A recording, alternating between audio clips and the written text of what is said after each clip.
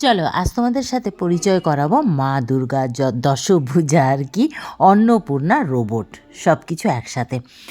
তো আজকে আমি তোমাদের সাথে যে রেসিপিটা শেয়ার করবো এই রেসিপি তোমরা অনেকেই খেয়েছো, তোমরা বানাতেও জানো, আর আমিও অনেকবার শেয়ার করেছি, কিন্তু আজকে একটা অথেন্টিক স্টাইলে আমি স্টাফ ফালুদামটা বানাচ্ছি, অথেন্টিক স্টাইলে। এরকম সহজে বানানো হয় না, আর আমিও বানাইনি কোনো দিন, আজকে ফার্স্ট টাইম বানালাম। তো চলো রেসিপি শুরু করা যাক বকবক না করে। রেসিপিটা ভালো লাগলে লাইক শেয়ার কমেন্ট, পেজটাকে ফলো, আমার ইউটিউব চ্যানেলটাকে সাবস্ক্রাইব করতে ভুলবে না একদমই। তো আজকে ঘটনাটা অনেক কিছুই ঘটেছে, যেমন 9টা অবধি ঘরে বসেছিলাম, এমনি বসে বসে সময় নষ্ট করলাম। ছেলে বেরোবে 10:30টায়, তো 9টা 15 রান্নাঘরে এলাম। রান্নাঘরে আসতেই তারপরে কি রান্না করব ভাবতে ভাবতে আমি এই দুটো রেসিপি আজকে করলাম। একটা হচ্ছে মটর জিরা রাইস আর স্টাফ ফালুদাম। তো বুঝতেই পারছো স্টাফ ফালুদাম বানাতে একটু সময়ও লাগে, খাটনি আছে, আর 10:30টায় ছেলে বেরোবে। 9টা 15 রান্নাঘরে ঢুকেছি, ভাবতে পারছো ডাল ভাত তরকারি করলে হয়ে যেত, কিন্তু ভাবলাম না, নিরামিষ যখন একটু কিছু বানাই যাতে সবার ভাল লাগবে। তো চলো, তো ফার্স্টে আমি কি করলাম, এই যে আলুগুলো আজকে কিন্তু গোটা গোটা আলু ছুলে বয়েল করে নিলাম।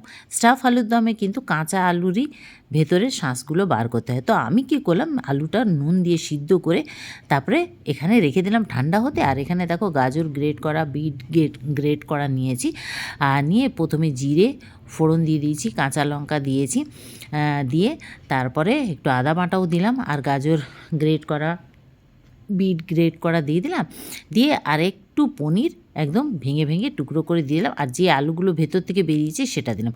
আচ্ছা, আলুগুলো সিদ্ধ কিন্তু আমি একদম করিনি, মানে 50% করেছি।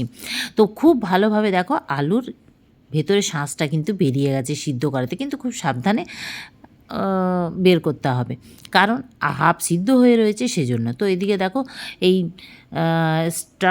স্টাফিং যে করব তার মধ্যে জিরে, ধনে, লঙ্কার গুঁড়ো, হলুদ গুঁড়ো, নুন, মিষ্টি সব কিছু দিয়ে ভালো করে এটাকে নেড়ে চেড়ে নিলাম। এতে আমি কোনো রকম টমেটো দিইনি আজকে।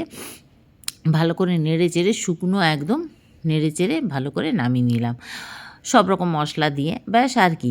এদিকে পুরটা হয়ে গেছে, আর ওদিকে আবার দেখো জিরা রাইস, আবার তেলের মধ্যে জিরে ফোড়ন দিলাম। রাইসটা সেই সময় বানাচ্ছিলাম, তো ভাবলাম এটাও ভিডিও করে নিই। তো এদিকে আলুটাও আবার ভাজতে দিলাম, গোটা গোটা আলু অন্য একটা কড়াতে। আর এদিকে আরেকটা কড়ার মধ্যে দিয়ে দিলাম আমি জিরে, তেজপাতা, এলাচ, দারচিনি, শুকনো লঙ্কা ফোড়ন দিয়ে ধুয়ে রাখা চালটা দিয়ে দিলাম। ধুয়ে রাখা চালটা দিয়ে চালটাকে নুন দিয়ে ভালো করে ভাজছি, তারপরে কটা মটরশুঁটিও দিয়ে দিলাম, ব্যাস। তারপরে এদিকে আবার আলু ভাজা যেই হয়ে গেছে আলুটাকে তুলে রাখলাম। আলুটা ঠান্ডা হোক, ততক্ষণ গ্রেভি রেডি করি। তো গ্রেভিটা আমি কী করলাম, একটা মিক্সির জারে টমেটো, আদা আর কাঁচা লঙ্কা, মগজদানা,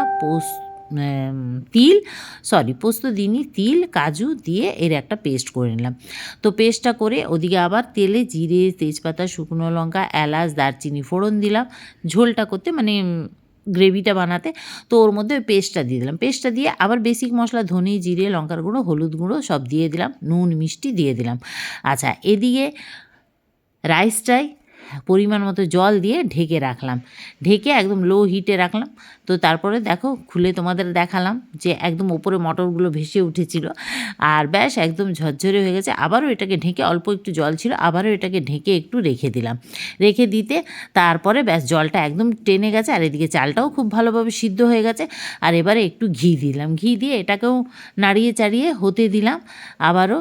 তারপরে দেখো একদম মোটামুটি এটা হয়ে গেছে, ব্যাস এটাকে এবার ঢেকে রাখলাম। আর রাইসটা দেখানোর কোনো দরকার ছিল না, এটা সবাই পারবে, এ তো সিম্পল একটা খাবার, কিন্তু আমি একসাথে বানাচ্ছিলাম তাই। তো তোমরা ভাবতে পারছো আমি কত হুড়াহুড়ি করে রান্না আজকে করেছি।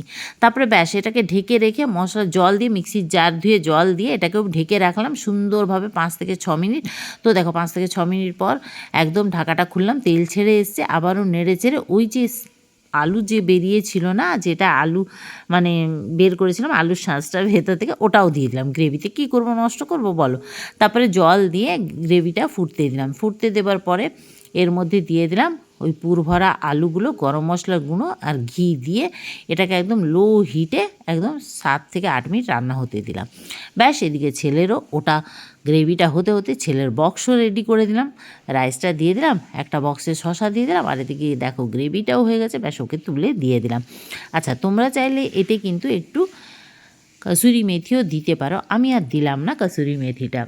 তারপরে যাই হোক ও রেডি হয়ে গেল, ও বেরিয়ে গেল, 11টা প্রায় বাজে, দেখতেই পাচ্ছ মানে আমি কিভাবে আজকে রান্না করেছি তোমরা মানে মানে এখানে রান্নাঘরে যে ছিল, যারা আমাকে দেখেছে আমার ঘরে মানে ছেলেরা, তারাই বুঝতে পেরেছে। তো যাই হোক, এই দেখো একদম ধোঁয়া উঠছে, আর স্টাফ আলুদম ভেতরে লাল লালপুর এরকম স্টাফিং ভরা আমি এই প্রথম করলাম নিজের বুদ্ধি করে, সত্যি বলছি দারুণ হয়েছিল। আচ্ছা, ওই স্টাফিংয়ে একটু কাজু না, আমি কিশমিশও দিয়েছিলাম, ঠিক আছে, কাজুও তোমরা দিতে পারো, সেটা তখন বলতে ভুলে গেছিলাম। তো যাই হোক, এবারে আমি এটাকে সার্ভ করে নিলাম, ছেলে বেরিয়ে গেছে এবার আমাদের জন্য। তো যাই হোক, একটা বাটিতে নিলাম স্টাফ আলুদম, রায়তা আর শশা, আর রাইসটাও কত ঝরঝরে হয়েছে দেখো। সত্যি বলছি, বিশ্বাস করো, আজকের স্টাফিং আলুর দমটা সত্যি দারুণ হয়েছিল। এরকম ভেতরে কালারফুল একদম লাগছিল দেখতে, লাল লাল, আর খুব সুন্দর সিদ্ধও হয়েছে, এই দেখো দেখতে পাচ্ছ তোমরা। তো তোমরাও ট্রাই করো, সত্যি বলছি বিশ্বাস করবে না তোমরা, এত সুন্দর লাগছিল খেতে, মানে বলে না তাড়াহুড়োই রান্না সত্যি ভালো হয়, আর খুব সুন্দর হয়, টেস্টফুলও হয়, দেখতেও কত লোভনীয় হয়েছে। চলো টাটা।